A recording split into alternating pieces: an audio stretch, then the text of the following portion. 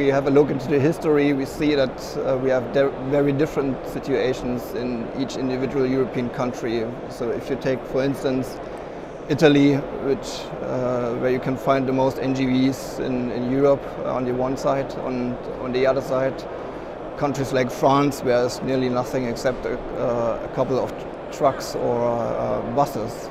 So at the end of the day, I think it's all about political commitment, which is necessary to push natural gas as a fuel in general. I think politicians have to be aware that we have environmental benefits of natural gas, CO2 side for especially passenger cars and local emissions as well.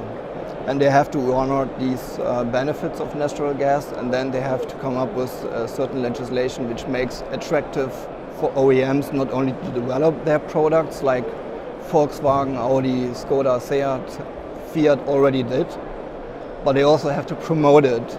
Yeah? So at the end of the day, we need demand, and if we have demand, we can establish infrastructure.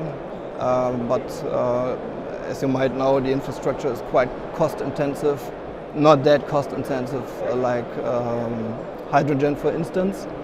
I think the problem there is much more severe. We have countries in Europe like Germany, Austria or Switzerland who already started 20 years ago to develop the market to compensate turnover losses in the heating market by compensate these losses in the fuel market. So they already started 20 years ago, but unfortunately we have to recognize a reduced population of NGVs or a stagnating market.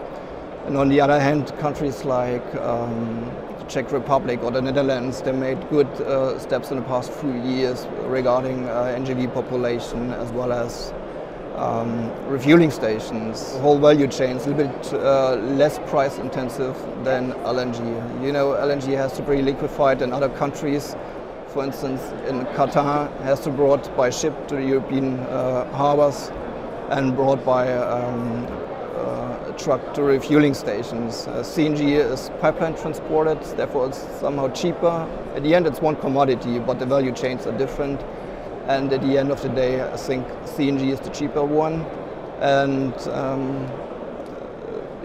for most kind of vehicles, like public transport buses, garbage collection buses, or of course passenger vehicles, CNG is the right solution.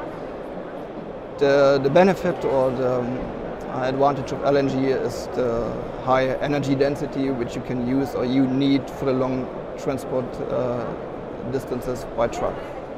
This is the only benefit you have with LNG.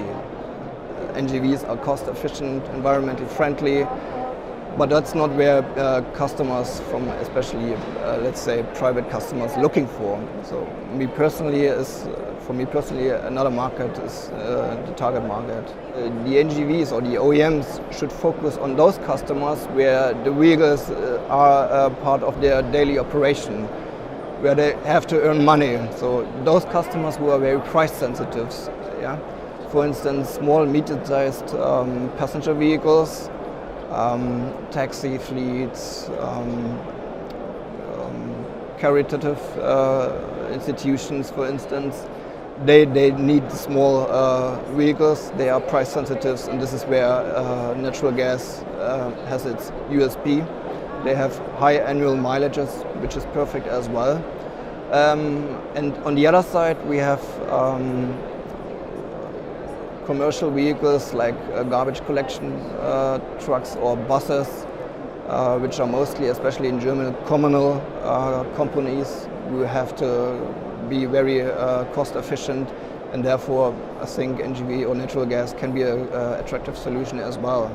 Especially this segment does not have so much competition with other alternative fuels like fuel cells or electric batteries.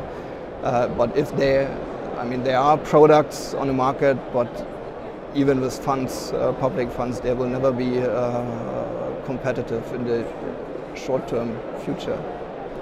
In general, I think each fuel or each drive has its individual benefits. Electric vehicles for urban areas, of course, For CNG, it's more as well urban areas, but already for long distance rides, which is not a problem in many countries from north to south in Europe, where we have a very good fuel infrastructure density. And LNG, for me personally, will remain a fuel for heavy-duty trucks in the long-distance transport, as well as for the coaches which are going from cities to cities, but not for public transport. There, CNG would be the more attractive solution.